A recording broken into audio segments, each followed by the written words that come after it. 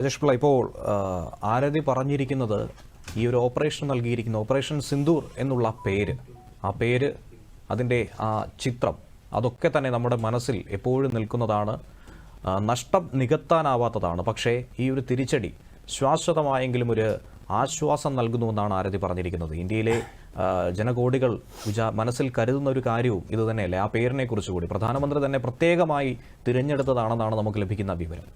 തീർച്ചയായിട്ടും എനിക്കും കിട്ടിയ വിവരം അനുസരിച്ച് ഒരു 4 പേരുകൾ ഇതിനു വേണ്ടിയിട്ട് തിരഞ്ഞെടുത്തിരുന്നു. അതിൽ മറ്റ് ചില പേരുകളും ഉണ്ട്.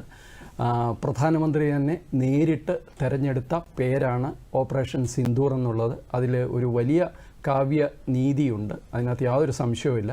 പക്ഷേ ഇപ്പോൾ ആരതി പറഞ്ഞത് സത്യമാണ്. കാരണം ആരതിയെ സംബന്ധിച്ചിടത്തോളം, അല്ലെങ്കിൽ അവരുടെ കുടുംബത്തെ സംബന്ധിച്ചിടത്തോളം, അവരുടെ മുമ്പിൽ അവർ നിസ്സഹായരാണ്. അവർക്ക് സംഭവിക്കാനുള്ള നഷ്ടം സംഭവിച്ചു. അപ്പോൾ അവർക്കൊരു ഇമോഷണലായിട്ട് ഒരു എന്താ പറയുന്നത്, ഒരു ഗ്രാറ്റിഫൈങ് ആയിട്ടുള്ള, അവർക്കൊരു അല്പം സമാധാനം കൊടുക്കുന്ന ഒരു നടപടി ഭാരതത്തിൻ്റെ ഭാഗത്തു നിന്നുണ്ടായി. പക്ഷേ ഒരു രാജ്യം എന്ന നിലയിൽ, ഒരു വലിയ രാജ്യം എന്ന നിലയിൽ, ഇത്രയും സൈനിക ശക്തിയും ഇത്രയും സാമ്പത്തിക ശക്തിയുള്ള ഒരു രാജ്യമെന്ന നിലയിൽ നമ്മൾക്ക് ഇനി ഇങ്ങനത്തെ ഇരകൾ ഉണ്ടാകാതിരിക്കാനുള്ള നടപടിയാണ് നമ്മൾ എടുക്കേണ്ടത്. അതിനുള്ള ശ്രമമായിരിക്കും ഇനി നടക്കുക എന്നുള്ള കാര്യത്തിൽ യാതൊരു സംശയമില്ല. ആദിത്യൻ, നിങ്ങൾ നോക്കിക്കൊള്ളുക. ഇതിപ്പോൾ ഈ ഒരു നടപടിയിൽ പാകിസ്ഥാൻ ഇങ്ങോട്ട് എസ്കലേറ്റ് ചെയ്തില്ലെങ്കിൽ യുദ്ധമുണ്ടാകാനുള്ള സാധ്യത കുറവാണ്. പക്ഷേ പാകിസ്ഥാനെ നമ്മൾ ഇങ്ങനെ വിടാൻ ഇനി ഉദ്ദേശിച്ചിട്ടില്ല. തീർച്ചയായിട്ടും പാകിസ്ഥാനെതിരെ ഒരു ലോങ് ടേം ആയിട്ടുള്ള സ്ട്രാറ്റജിയിലൂടെ അത് എളുപ്പവുമാണ്. കാരണം പാകിസ്ഥാനിനുള്ളിൽ അത്രയ്ക്ക് അവരുടെ സമൂഹം അന്തഛിദ്രം ഉണ്ട് പാകിസ്ഥാനിനുള്ളിൽ. പ്രത്യേകിച്ച് ഇപ്പോൾ ഞാൻ ഇന്നലെ ദില്ലിയിലുണ്ടായിരുന്നു. ഞാനൊരു കശ്മീരി ജേർണലിസ്റ്റിനോട് സംസാരിക്കുമായിരുന്നു. അദ്ദേഹം എൻ്റെ അടുക്ക പറഞ്ഞ്, സാറേ, ഈ പറയുന്നത് പോലെ ഇങ്ങനെ റിറ്റാലിയേറ്ററി അറ്റാക്ക് ഉണ്ടാവും, അതിനകത്ത് യാതൊരു സംശയമില്ല, അതുണ്ടാവും. പക്ഷേ അതുകൊണ്ടൊന്നും ഈ പാകിസ്ഥാനിലെ ഈ പട്ടാളത്തിനോ അവിടുത്തെ ഈ ഒരു എലീറ്റ് കമ്മ്യൂണിറ്റി എന്ന് പറയുന്ന പഞ്ചാബികളുടേതായ ഒരു ഉയർന്ന വിഭാഗമുണ്ട്, അവർക്ക് പൊള്ളാതെ അവർ ഒരിക്കലും പാകിസ്ഥാൻ നേരെയാവില്ല എന്നാണ് അദ്ദേഹത്തിൻ്റെ അഭിപ്രായം. അദ്ദേഹം ശ്രീനഗറിൽ നിന്നുള്ള ജേർണലിസ്റ്റാണ്. അപ്പോൾ ഇവരൊക്കെ ഇത് അനുഭവിച്ച ആൾക്കാരാണ്. അപ്പോൾ അവർ പറയുന്നത്, പാകിസ്ഥാനിലെ സാധാരണക്കാരെ ഇന്ത്യ വന്ന് കൊന്നാലോ അല്ലെങ്കിൽ പാകിസ്ഥാനിലെ ഈ പറയുന്ന ഭീകരവാദി ക്യാമ്പുകളൊന്നും ആക്രമിച്ചാലോ ഒന്നും പാകിസ്ഥാൻ പട്ടാളത്തിന് യാതൊന്നുമില്ല. അവരെ സംബന്ധിച്ചിടത്തോളം അവർക്ക് പൊള്ളണം, അത് പാകിസ്ഥാൻ ആർമിക്ക് പൊള്ളണം. ഈ പാകിസ്ഥാൻ ആർമി എന്ന് പറഞ്ഞാൽ നമ്മൾ ഭാരതത്തിൻ്റെ സൈന്യത്തെ കണ്ടിട്ട് നമ്മൾക്ക് പരിചയമുള്ള ആ സൈന്യവുമായിട്ട് നമുക്ക് ഒരു തരത്തിലും താരതമ്യം ചെയ്യാവുന്ന ഒരു സൈന്യമല്ല പാകിസ്ഥാനിൽ. എല്ലാത്തരം സ്വാർത്ഥതയും എല്ലാത്തരം വൃത്തികേടുകളും എല്ലാത്തരം ബിസിനസ്സുകളും നടത്തുന്ന കോടീശ്വരന്മാരായ കുറേ ജനറൽമാർ, അതും പ്രത്യേകിച്ച് പഞ്ചാബികൾ ഭരിക്കുന്ന ഒരു സംവിധാനമാണത്. അത് പൊളിറ്റിക്കൽ സംവിധാനത്തെ പോലും അംഗീകരിക്കുന്നില്ല.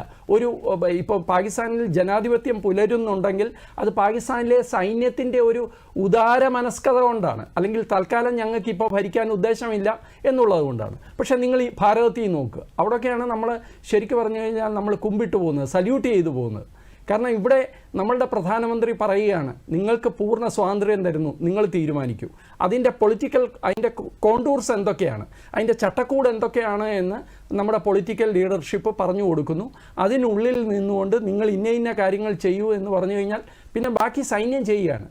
ഈ ഒരു സമന്വയഭാവം, അല്ലെങ്കിൽ ഈ ഒരു പരസ്പരമുള്ള കോർഡിനേഷൻ, പരസ്പരം അംഗീകരിക്കുന്ന, ഓരോരുത്തരും അവരവരുടെ സ്പേസ് കണ്ടെത്തുന്ന ഒരു സംവിധാനമുള്ള ഒരു രാജ്യമല്ല പാകിസ്ഥാൻ. അത് അരാജകത്വത്തിൻ്റെ കേന്ദ്രമാണ്. അതുകൊണ്ട് അവരെ തീർക്കുക എന്നുള്ളത് ബുദ്ധിമുട്ടല്ല. പക്ഷേ ഈ പഹൽഗാം ഒരു നിമിത്തമായിട്ടെടുത്തിട്ട് ഇനി ഇതുപോലെയുള്ള ആക്രമണങ്ങൾ സംഭവിക്കാതിരിക്കാൻ നമ്മൾ വേണ്ട നടപടിയെടുക്കണം. കാരണം ഇവർ ഇതുപോലെ ഇനി ഒരു ആക്രമണം നടത്തില്ല. ബോംബെ പോലെ ഒരാക്രമണം നടത്തിയപ്പോൾ നമ്മൾ ഞെട്ടിപ്പോയി. കാരണം നമ്മൾ പ്രതീക്ഷിക്കാത്ത രീതിയിൽ കുറേ പേര് ബോട്ടെ വന്നിറങ്ങി ആ നഗരത്തിൽ ഓടി നടന്ന് വെടിവെച്ച് കൊന്നു ആൾക്കാരെ. നമ്മൾ ചിന്തിക്കുന്ന കാര്യമല്ല, പഹൽഗാം നമ്മൾ ചിന്തിക്കാത്ത കാര്യമാണ്. അപ്പോൾ ഇതുപോലെയുള്ള സർപ്രൈസ് അറ്റാക്കുകളായിരിക്കും പാകിസ്ഥാനെ ഇനി ഇതുപോലെ വിട്ടാൽ നമ്മൾ നേരിടേണ്ടി വരിക. അതുകൊണ്ട് അത് ഒരിക്കലും സംഭവിക്കരുത്. അത് സംഭവിക്കാതിരിക്കാനുള്ള ഒരു ലോങ് ടേം പ്ലാൻ നമ്മളുടെ ഇൻ്റലിജൻസ് ഏജൻസികളും നമ്മുടെ പ്രതിരോധ സേനയും ചേർന്ന് പൊളിറ്റിക്കൽ ലീഡർഷിപ്പിൻ്റെ അനുവാദത്തോടുകൂടി നടപ്പാക്കുമെന്ന് തന്നെയാണ് ഞാൻ വിശ്വസിക്കുന്നത്. എന്തായാലും അടുത്ത കുറേ മണിക്കൂറുകൾ വളരെ ക്രൂഷ്യലാണ്. പാകിസ്ഥാൻ്റെ പ്രതികരണം എങ്ങനെയാണ് എന്നുള്ളതിനെ അടിസ്ഥാനപ്പെടുത്തിയിരിക്കും ഇനിയുള്ള ഭാവി കാര്യങ്ങൾ.